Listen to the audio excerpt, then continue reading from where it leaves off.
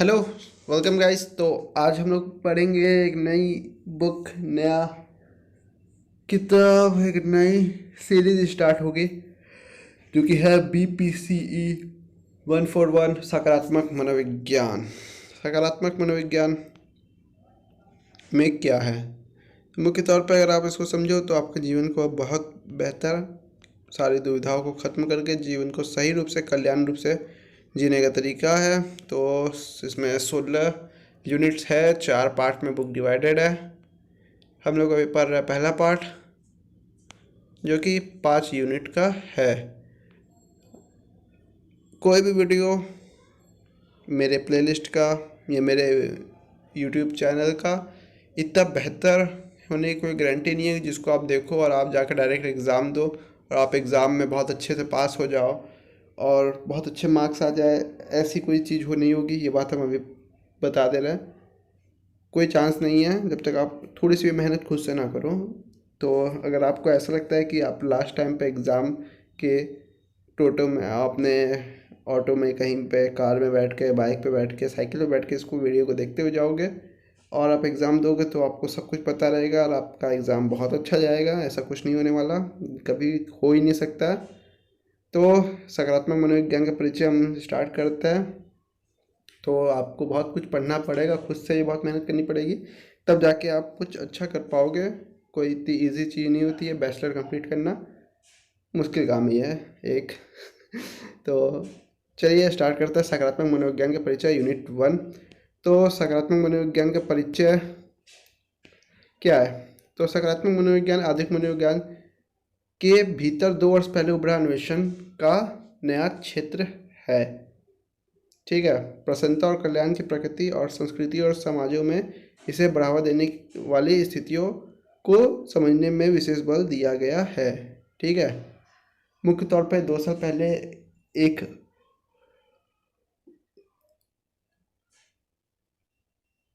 Complete चीज़ fix हुई कि हाँ, ये एक मनोविज्ञान के रूप में, सकारात्मक मनोविज्ञान के रूप में आ सकता है।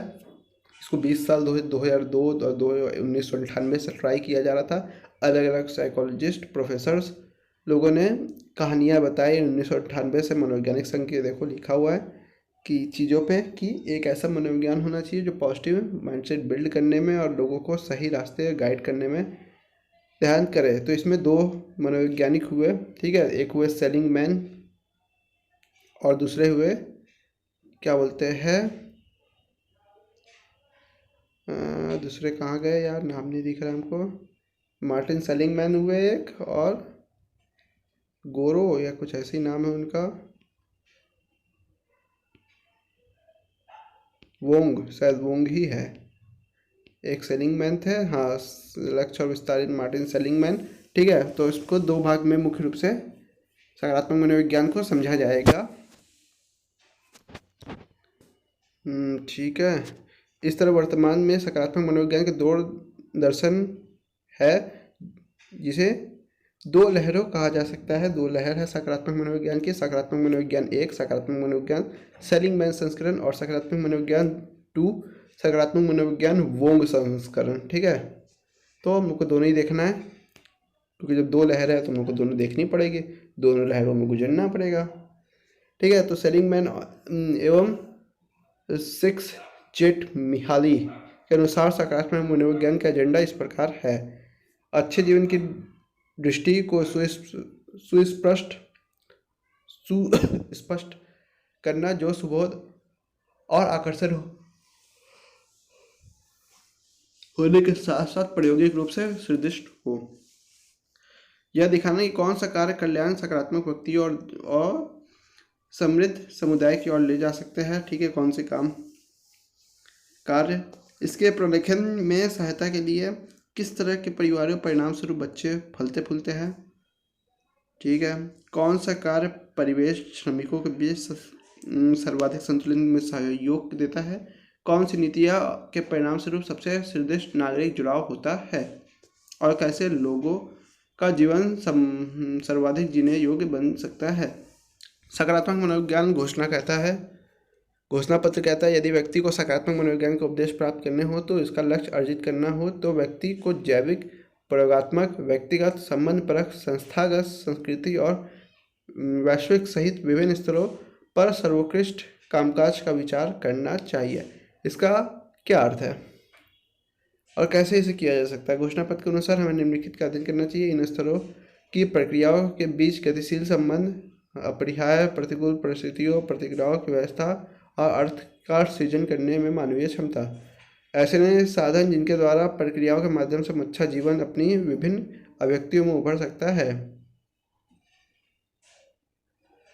सकारात्मक मनोविज्ञान। घोषणा पत्र के अनुसार सकारात्मक मनोविज्ञान सर्वोत्कृष्ट मानव कार्यप्रणाली का वैज्ञानिक अध्ययन है कि लोग कैसे इतने अच्छे तरीके से जी रहे हैं और क्यों नहीं इतने अच्छे तरीके से जी पा रहे हैं।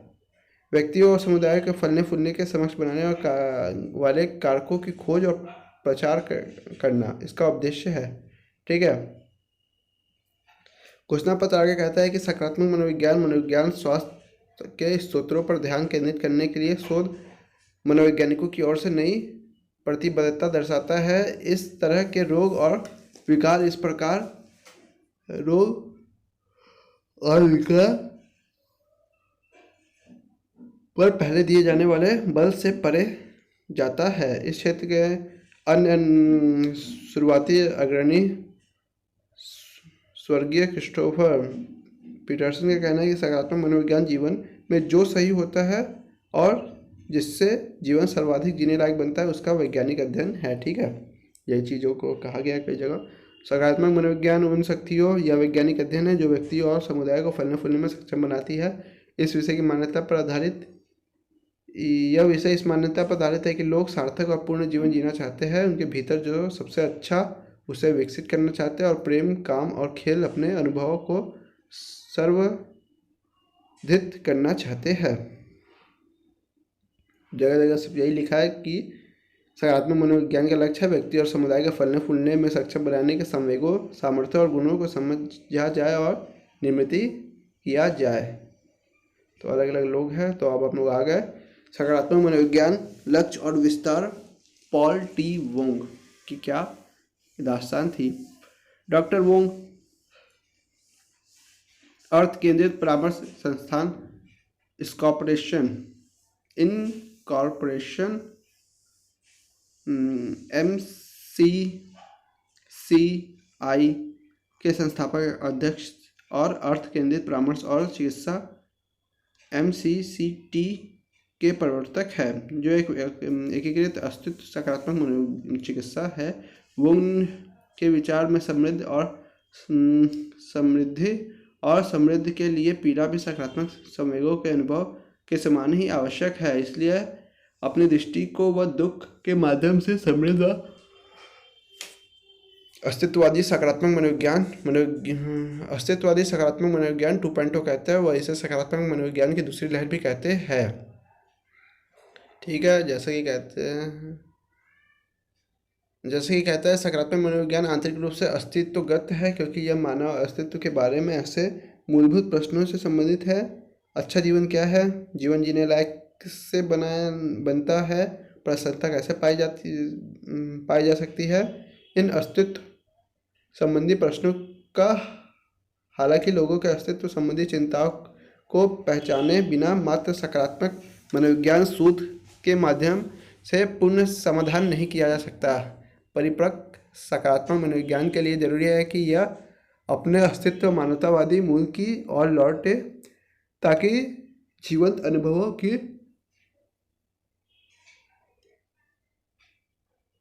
समृद्धि और जीवन के अर्थ के लिए विभिन्न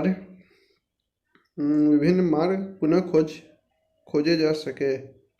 सकारात्मक मनोविज्ञान के प्रति सलिंग मन की दृष्टि का उपागम हालांकि बेहद लोकप्रिय हो गए, परंतु सकारात्मक संवेग पर अत्यधिक बल देने और हमारे जीवन के अनुभव किए गए नकारात्मक संवेग को कम महत्व देने के कारण इसकी आलोचना की गई। मतलब जो नकारात्मक चीज़ है वो भी इम्पोर्टेंस है, तभी आपको पता चलता है कि क्या चीज़ गलत है, तभी तो आप उस चीज़ों को जान पाओगे। नकारात्मक चीज़ों को बहुत कम दिया गया और सकारात्मक चीज़ों को, संवेगों को अत्यधिक बल दिया गया, जिससे इस पर आलोचनाएं हुई। अस्तित्ववादी मानवतावादी मनोवैज्ञानिकों का विचार है कि सुख और दुख दोनों ही हमारे कल्याण में योगदान देते हैं। जर्मन मनोचिकित्सक विक्टर फ्रैंकल हिटलर के शासन के दौरान हॉलोकॉस्ट से बच गए और बाद में उन्होंने अपना लोगोथेरेपी नामक चिकित्सीय उपागम विकसित किया, जिससे उन्होंने तर्क किया कि अवसाद, दुश्चिंता और अर्थहीनता के बीच सुदृढ़ संबंध है।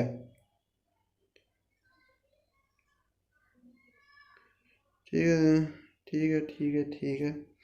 इसके अलावा वोंग ने ध्यान किया कि अस्तित्ववादी सकारात्मक मनोविज्ञान ईपीपी या सकारात्मक अस्तित्व मनोविज्ञान सकारात्मक मनोविज्ञान और अस्तित्ववादी मनोविज्ञान के बीच प्राकृतिक मेल को दर्शाता है। ईपीपी मूल रूप से आत्म पहचान और वास्तविकता की बाधाओं के भीतर प्रसन्नता के लिए प्रयास करने का मानवीय स्थिति के बारे में कुछ मूलभूत प्रश्नों का समाधान करता है। अस्तित्व का सकारात्मक मनोविज्ञान के कुछ मूलभूत प्रश्नों में निम्नलिखित शामिल है। मैं कौन हूँ? मैं किससे परिभाषित होता हूँ? मैं कैसे प्रसन्न कर सकता हूँ? मैं जीवन में कितना असंतुष्ट क्यों हूँ? क्या जीवन अच्छा जीवन क्या है? क्या जीवन में यही सब है? मुझे अपने जीवन में क्या करना चाहिए? मेरी जीवन वृत्ति क्या है? पांचवा है, मैं सही विकल्प कैसे चुनूँ? मुझे कैसे पता चले कि मैं करियर और संबंधों के बारे में सही निर्णय ले रहा हूँ? मेरा जुड़ाव किससे है? मैं इस दुनिया में इतना अकेला क्यों महसूस करता हूँ? मैं गहरे और सार्थक संबंध कैसे विकसित कर सकता हूँ? और जब जीवन इतना छोटा है तो प्रयास करने का क्या अर्थ है? इस तरह शोध के माध्यम से सार्थक जीवन के 8 स्रोत पाए गए। प्रसन्नता और संतुष्टि, कुछ सार्थक हासिल करना, अंतरंगता, विवाह और परिवार, मित्रों और लोगों से अच्छे संबंध, आत्मस्वीकृति, आत्मसंयम, परोपकारिता, धर्म और निष्पक्षता और न्याय। वोंग। लिंग, नस्ल, हटाओ ये सब। ठीक है, तो कल्याण संप्रदाय। ठीक है, सकारात्मक मनोविज्ञान में कल्याण एक केंद्रीय संप्रदाय है। मतलब कल्याण पे क्योंकि लोगों के जीवन पे आप क्या करना चाहते हो, लोगों के जीवन को कल्याणकारी बनाओगे सकारात्मक मनोविज्ञान में, तो कल्याण उसका एक केंद्रीय संप्रदाय है। मार्क्स कहते हैं कि कल्याण मात्र प्रशंसा से बढ़कर है, कल्याण मात्र प्रसन्नता से बढ़कर है। संतुष्ट और प्रसन्न महसूस करने के अलावा कल्याण का अर्थ है एक व्यक्ति के रूप में विकसित होना, पूर्ण होना और समुदाय में योगदान देना। सेलिंगमैन से पहले मुख्यतः ब्रैडबर्न एंड डायनर और कैफल रीफ सहित अन्य शोधकर्ता पहले ही प्रसन्नता और कल्याण के बारे में चर्चा कर चुका है। इसमें महत्वपूर्ण योगदान दिया है। ठीक है, हटाओ, कोई महत्वपूर्ण नहीं है अभी ये सब। इसमें यह अन्य महत्वपूर्ण योगदान जिन्होंने कल्याण की धारणा, हटाओ। सेलिंगमैन का परमा मॉडल, इसमें नया संयोजन है। मैं सोचता हूँ सकारात्मक मनोविज्ञान का विषय प्रसन्नता है। अब मुझे लगता है कि सकारात्मक मनोविज्ञान का विषय कल्याण है, और कल्याण को मापने का प्रमाणिक मानक समृद्धि है, और सकारात्मक मनोविज्ञान का लक्ष्य समृद्धता को बढ़ाना है। ठीक है, सकारात्मक मनोविज्ञान का ऐतिहासिक परिप्रेक्ष्य। किसी भी विषय में इतिहास लिखने के दो तरीके हैं, जैसे आंतरिक इतिहास और बाहरी इतिहास। आंतरिक इतिहास क्षेत्र में उद्भव और उनके भीतर के विकास को लेकर उसे विषय अवधि तक विकास को संदर्भित करता है, जिस समय तक इतिहासकार लिखना चाहता है। बाहरी इतिहास विषय संबंधी सीमाओं से परे जाता है, और जिनमें विशेष विषय उभरा उन सामाजिक सांस्कृतिक घटनाओं एवं संदर्भ और उसे प्रभावित करने वाले घटकों को परखता है। यहाँ बाहरी ऐतिहासिक परिप्रेक्ष्य का पालन किया गया, जिसमें आप सकारात्मक मनोविज्ञान कैसे और कब उभरा यह जानने के साथ साथ ये जानेंगे कि यह किस संदर्भ में उभरा, और यह स्थानीय और वैश्विक स्तर को कैसे प्रासंगिक है। प्रसन्नता, कल्याण, समृद्धि, अच्छा जीवन, सार्थक जीवन आदि स्वयं में कोई नया संप्रदाय और विषय नहीं है। शायद ये विषय तब से मानवीय अन्वेषण का विषय रहे जब से मनुष्य ने आत्मचिंतन की क्षमता अर्जित की और अपने अस्तित्व के अर्थ का उद्देश्य पर चिंतन करना शुरू किया। ठीक है, मानवतावादी मनोवैज्ञानिक पहले से ही मानव क्षमता और मानव जीवन की गुणवत्ता से संबंधित मुद्दों पर कई तरह से और सबसे महत्वपूर्ण रूप से आत्मबोध और समृद्धि के संदर्भ में विचार कर चुके हैं।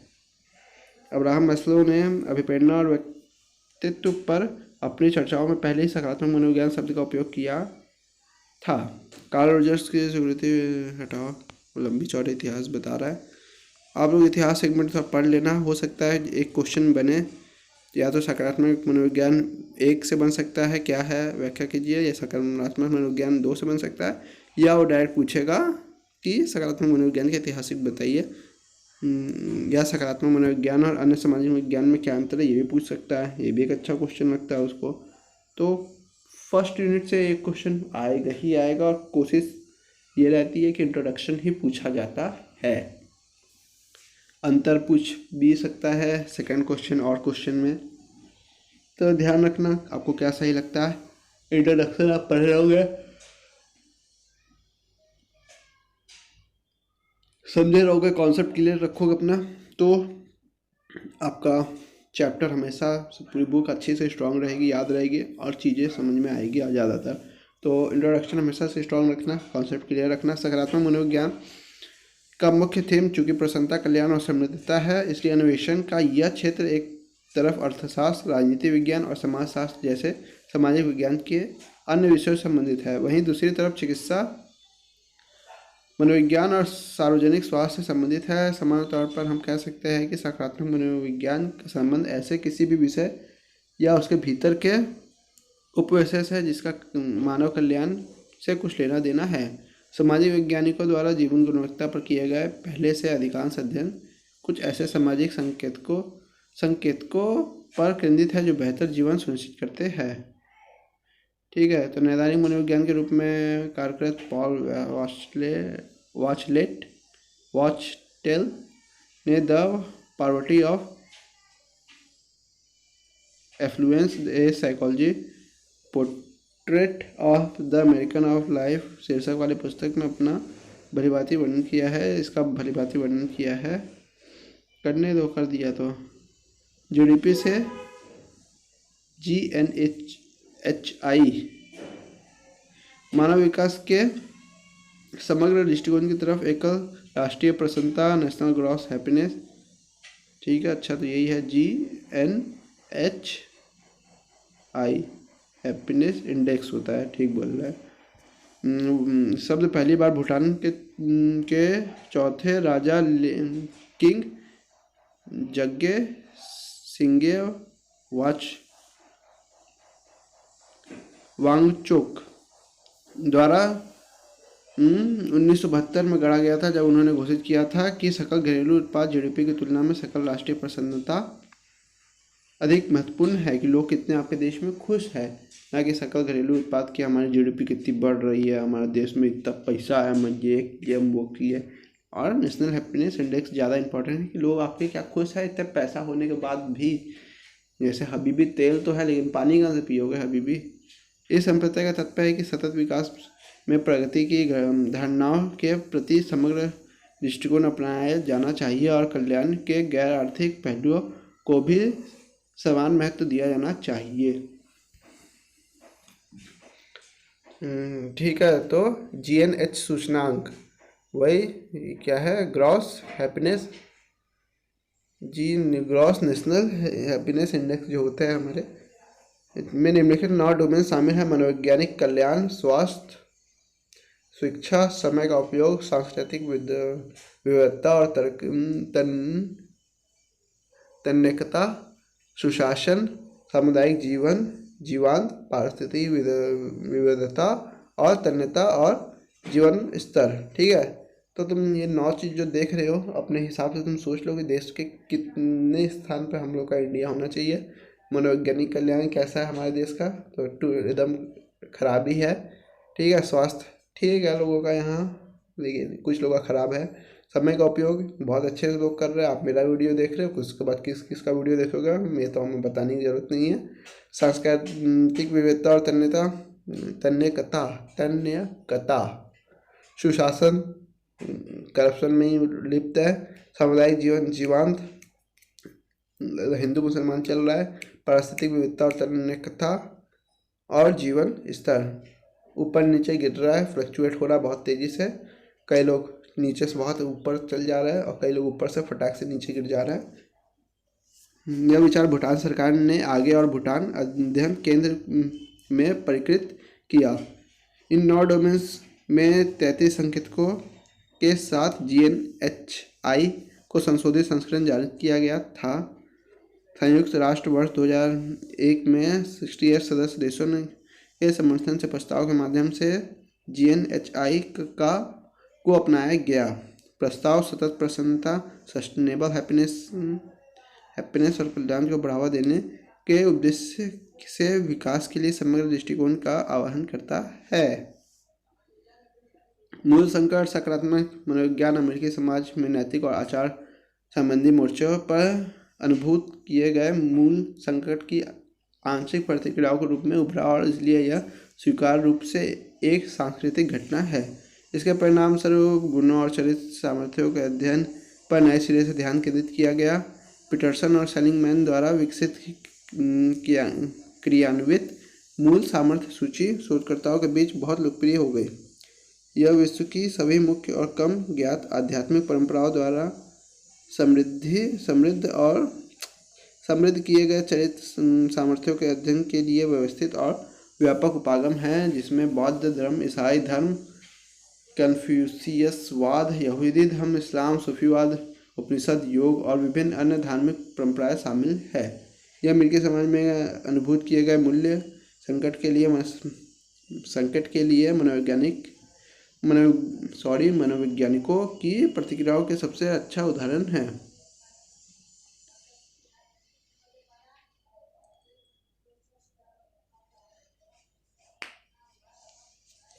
तो सबसे पहले ये अमेरिका में उभरा और उसका प्रयोग किया गया। बहुत सारी भाषाओं को, चीज़ों को समझते हुए लोगों के जीवन में सुधार करना और लोगों के जीवन को कार्यकारी रूप से अच्छा बनाने के लिए किया गया। सकारात्मक मनोविज्ञान और मनोविज्ञान के अन्य क्षेत्र, ठीक है। सकारात्मक मनोविज्ञान और स्वास्थ्य मनोविज्ञान, ठीक है। तो विभिन्न अध्ययनों में शोध निष्कर्ष इस बात पे पुष्टि करते हैं कि तनाव, क्रोध, आक्रोश, दुश्चिंता और चिंता के स्वास्थ्य को खतरे में डालने वाली संभावित प्रभाव है। मतलब ये सब चीज़ें आपके स्वास्थ्य को खतरे में डाल सकती है। विभिन्न तरह के संबंधित शोध दर्शाते हैं कि लोग लंबे समय तक अत्यधिक तनाव से गुजरते हैं, वे बीमारी की चपेट में अधिक आते हैं। ये पाया गया कि नकारात्मक सामूहिक स्थितियाँ मस्तिष्क और शेष तंत्रिका तंत्र, अंतःस्रावी तंत्र और प्रतिरक्षा प्रणाली पर जटिल तरीके से पारस्परिक प्रभाव डालती है, ठीक है। मतलब जो हमारी ये सब चीज़ें होती है, क्रोध, तनाव, आक्रोश, दुश्चिंता, चिंता, ये सब हमारे पारिस्थितिक तंत्र में भी बहुत सारे प्रॉब्लम डालते हैं, हार्मोन्स बिगाड़ सकते हैं, जिससे हम, ठीक है। तो 1980 के दशक में मनोतंत्रिका इम्यूनोलॉजी शोध का एक नया क्षेत्र अस्तित्व में आया। इस नए क्षेत्र में छानबीन की, यह प्रमाणित किया कि मन और दृष्टिकोण प्रतिरक्षा प्रणाली के कामकाज और महत्वपूर्ण भूमिका निभाते हैं, जिससे रोग होता है। और सकारात्मक मनोविज्ञान का क्या काम है, तो आपको पता है, आपका जीवन कल्याणकारी और अच्छा स्तर उठाना, ठीक है। सकारात्मक संवेगों और हमारे कल्याण बोध के बीच संबंध की छानबीन की किसने?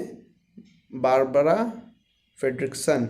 उन्होंने व्यापक और निर्माण सिद्धांत प्रतिपादित किया। उनके सिद्धांत के अनुसार खुशी, संतुष्टि, रुचि, प्रेम और गर्व जैसे सभी संवेगों में लोगों के विचार, कार्य पटलों और व्यापक बनाने और भौतिक एवं बौद्धिक संसाधनों को लेकर सामाजिक एवं मनोवैज्ञानिक संसाधनों तक अपने स्थायी व्यक्तिगत संसाधनों का निर्माण करने की क्षमता है। नैदानिक मनोविज्ञान और सकारात्मक मनोविज्ञान। सकारात्मक मनोविज्ञान से नैदानिक मनोविज्ञान के संबंध के पादुभार और इसमें पाया जा सकता है कि कैसे मानसिक स्वास्थ्य और संप्रत्य पिछले कुछ वर्षों में बीमारी के लक्षणों को दूर करने और विशेष ध्यान देने में सकारात्मक स्वास्थ्य का निर्माण तक बदल गए हैं। नैदानिक मनोविज्ञान किसी समस्या का समाधान करने के लिए होता है, जबकि सकारात्मक मनोविज्ञान आपके जीवन को कल्याणकारी बनाने के लिए होता है। जरूरी नहीं हो कि आपके जीवन में कोई समस्या हो तभी आपको कल्याणकारी बनाया जाएगा। आप किसी भी प्रश्न से जूझ रहे हो कि हमारा इस जीवन में कैसा अस्तित्व है, हमने अपने जीवन में क्या हासिल किया, क्या ये जो कुछ चल रहा है हमारे जीवन में कठिनाइयाँ यही जीवन है, बहुत सारी चीज़ें, मैं क्यों हूँ, मैं कैसा हूँ, मैं अच्छे स्तर पे हूँ, मैं अच्छा स्तर से नहीं हूँ। कई लोग इस प्रॉब्लम में अगर फंसे नहीं है, लेकिन ये क्वेश्चन का उत्तर पाने भी जीवन को कल्याणकारी बनाता है। ठीक है। सर्वप्रथम नैदानिक मनोविज्ञान ने प्रारंभिक चिकित्सा मॉडल का पालन किया। वे सामान्य स्थिति और स्वास्थ्य बहाल करने के लिए मानसिक विकार के इलाज लक्षणों को दूर करने में ही व्यस्त थे, क्योंकि बीमारी नहीं होने को ही स्वस्थ स्वास्थ्य और प्राथमिक मानदंड माना जाता था। ठीक है। क्योंकि अगर आप बीमार नहीं हो मतलब आप स्वस्थ हो, पहले ये लोग मानते थे कि यही मानदंड है, लेकिन अब मानदंड बदल चुका है। आपका शारीरिक स्वास्थ्य और मानसिक स्वास्थ्य दोनों को स्वस्थ होने के रूप में माना जाता है। ठीक है। तो लंबी चौड़ी कहानी दी हुई है, इसको पढ़ लेना। विकासात्मक मनोविज्ञान और सकारात्मक मनोविज्ञान, ये दोनों चीज़ें में थोड़ा सा मेल खाती हुई है। इसके पहले वाला टॉपिक भी जो था वो भी थोड़ा सा मेल खाता हुआ था, ये वाला नहीं, नैदानिक मनोविज्ञान वाला नहीं, उसके पहले वाला। जीवन में कौन सी परिस्थितियाँ स्वस्थ विकास को सुगम बनाती है? यह विकासात्मक मनोविज्ञान में लंबे समय तक चली आ रही समस्या है। ठीक है। कौन सी परिस्थितियाँ है जो विकासात्मक मनोविज्ञान मतलब विकास को सुगम बनाती है, ऐसी कौन सी परिस्थितियाँ है? तो ये सब अभी चीज़ें पता ही नहीं चली। कई लोग बोलते हैं आनुवंशिकता है, कोई लोग बोलते हैं पर्यावरण है, और प्रकृति बनाम पोषण है, कि कई लोग बोलते हैं न्यूट्रिशंस जो आपको मिलते हैं, आपकी जो क्या डाइट होती है वो, और कई लोग बोलते हैं नेचर होता है, जो आसपास सोशल हमारा समाज है वो के बारे में ये बहस सर्वविदित है। विकासात्मक मनोविज्ञान ने विभिन्न आयु अवधियों में मनुष्यों के विकास पर पर्यावरण की भौतिक, मनोवैज्ञानिक और सामाजिक भूमिका को लंबे समय तक अध्ययन किया है। अभाव और प्रतिकूल परिस्थिति, सामाजिक, सांस्कृतिक, सामाजिक, आर्थिक और शैक्षणिक, पारिवारिक वातावरण, माता पिता के द्वंद्व, दुष्प्रभाव और शराब की लत, और अनुवांशिक इतिहास वाले परिवार में मानसिक बीमारी की घटनाओं की भूमिका, शारीरिक, सामूहिक, संज्ञानात्मक, नैतिक एवं आचार संबंधी सामाजिक विकास के संबंध में अध्ययन किया गया है। यह पाया जाता है कि किसी भी तरह की ऐसी प्रतिकूल परिस्थितियां उल्लेखित एक या एक से अधिक विकासात्मक पहलुओं को नकारात्मक रूप से प्रभावित कर सकती है।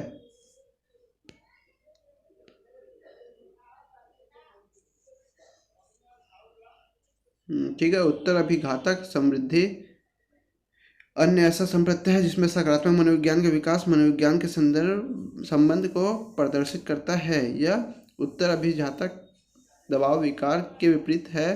पहले से यह उल्लेख किया गया था कि जीवन में प्रतिकूलताओं और तनावपूर्ण स्थितियों का सामना करने वाले सभी व्यक्ति उन पर एक ही तरह की प्रतिक्रिया नहीं करते हैं। दबाव के प्रति असुरक्षित लोग, कुछ लोग विभिन्न प्रकार की बीमारियों से ग्रस्त हो सकते हैं।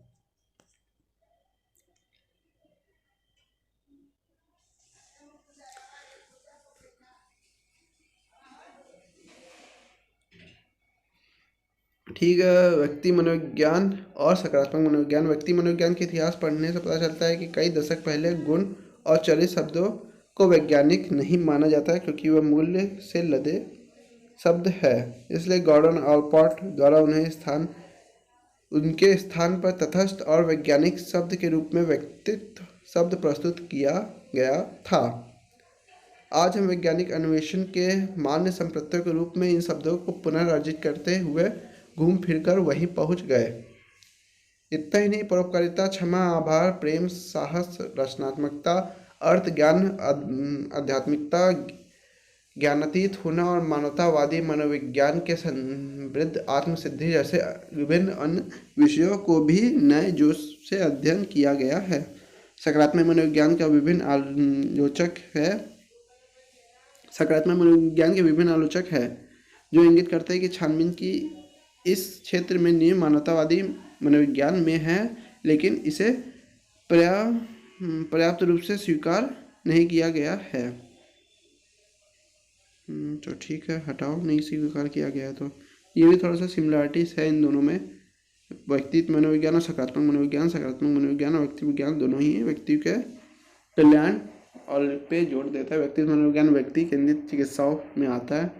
सामाजिक मनोविज्ञान और सकारात्मक मनोविज्ञान। सामाजिक मनोविज्ञान आपके वाचन कौशल और बात करना, लोगों से मिलना जुलना, आप उनको कैसे प्रभावित करते हो, वो आपको कैसे प्रभावित करता है, ये सब चीज़ों से रिलेटेड है। सकारात्मक मनोविज्ञान आपके जीवन के कल्याण है से रिलेटेड है। कल्याण के लिए जी भी सामाजिक होना आवश्यक होता है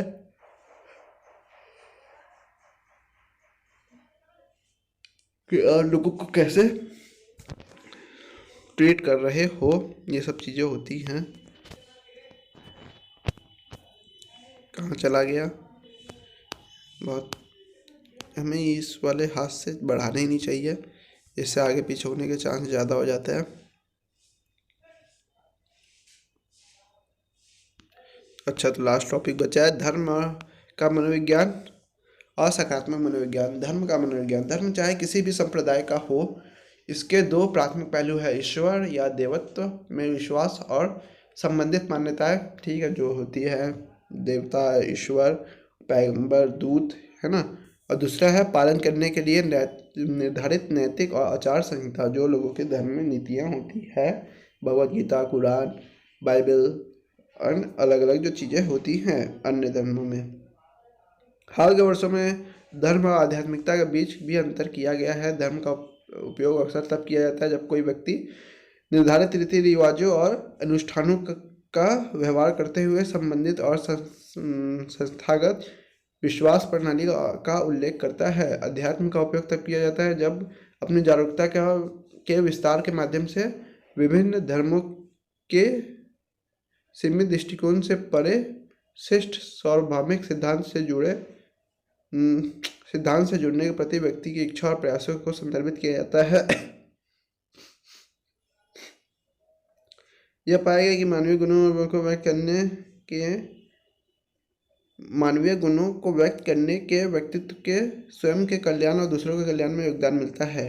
समझे? मतलब ये भी एक रिलेटेड पॉइंट्स है कि धर्म और सकारात्मक मनोविज्ञान का योगदान मिलता है। चरित्र, सामर्थ्य और गुणों पर पीटरसन और सेलिंगमैन के शोध कार्य पर पिछले खंडों में पहले ही चर्चा की गई है। यह चर्चा इस संदर्भ में प्रासंगिक है कि अर्थ में सकारात्मक मनोविज्ञान, अर्थ शायद जहाँ तक लगता है अर्थ मतलब धर्म से होता है, कि इस अर्थ में सकारात्मक मनोविज्ञान इस अर्थ में सकारात्मक मनोविज्ञान के तहत धर्म एक महत्वपूर्ण विषय बन जाता है। अर्थ मतलब धर्म नहीं है यहाँ, अर्थ मतलब मीनिंग ही है यहाँ, हम गलत समझ गए। ठीक है, तो बड़ा सा रहा हमारा ये पहला वीडियो इंट्रोडक्शन का। सो किसी भी तरह को डाउट और प्रॉब्लम हुई हो तो आप कमेंट बॉक्स में कमेंट करना। वीडियो कैसा लगा आप इस बारे में भी कमेंट करना। कोई सुझाव देना हो तो आप ज़रूर कमेंट करना। और किसी भी तरह कोई पर्सनल डाउट और क्वेरी हो तो डिस्क्रिप्शन बॉक्स में मेरे पर्सनल लिंक दिए गए, आप मुझे वहाँ डायरेक्टली मैसेज कर सकते हैं। So thank you for watching guys. जाते जाते वीडियो को लाइक और चैनल को सब्सक्राइब कर देना। Tata, bye bye.